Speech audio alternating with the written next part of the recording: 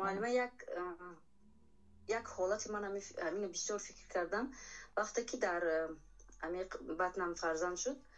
اولی ماهی رمضان سال 2022 شد. بعد از حساب همین از حد زیاد قای کردن، دل بهزوری کردن، من رمضان روزه میگرفتم و بعضی حالاتی که سخت خودم وزنین حس میکردم همون حالتا با میشکستم روزه من. تقریبا از زمان یک ماه پوره شاید که 8 روز یا 10 روزش رو من شکستم ده.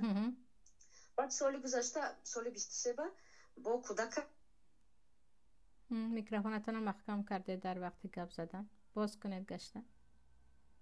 ببخشید. وقتی سال 23 بر رمضان باز آمد من همون فرضی او روز سال گذشته سال 2022 گرفته را نگرفتم. انا 23 با شیر میدادم 4 ماه بود فرزندم. یک 15 روز اولش رو نگرفتم بعداً خاص با نیت کردم خداوند قوت داد 15 روز و قرضش 15 روز رمضان رو گرفتم حاضر باشد 15 روز قرضی سال 2023 رو گرفته ایستادم. انا اکنون فکر دارم که سال گذشته که از مابین الکه یک سال گذشت انا اون پیشتره سال 22 من چقدر گیرم و یک بار گوش کرده بودم که شما برای اگر یک سال گذشته هم خیلی نگرفته باشید کفاره میدهید گفته یک دو سخنها گفته بودید. همون من فکر میکنم که ما باید هم کفاره دیم یا که عادی همچون قضایی روزه رو گیرم.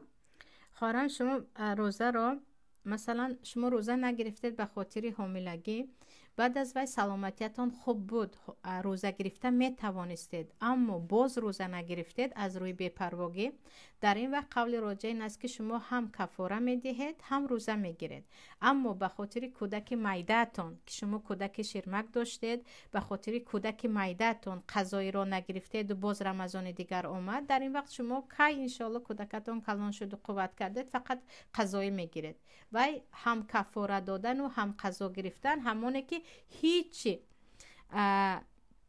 اونها یگان سبب ندارن ولیکن باز روزه رو از روی بی‌پرواگی نمیگیرن. اونها هم کفاره میدهن یعنی بعداً میگیرم ان شاء الله میگیرم گویان از روی تنبلی میموند و رمضان دیگر میآید.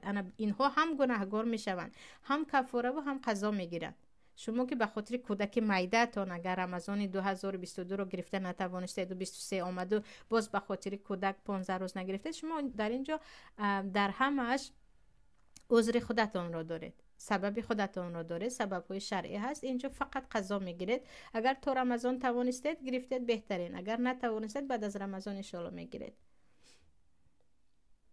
رحمت کلام معلمه جون من بازی همین 23 گرفته سال 2023 قرضم آیسته دوشنبه پنجشنبه کده گرفته استودم نه که همون 22 را من فکر داشتم در چیکار کردنم بعدی رمضان 25 می درآید این ماه نصیب ان شاء الله خدا زنده باشه ماه مرتبه بعد از گیرم می شود هم می شود چون شما سبب داشتید. آره میشود ان شاء الله تا این رمضان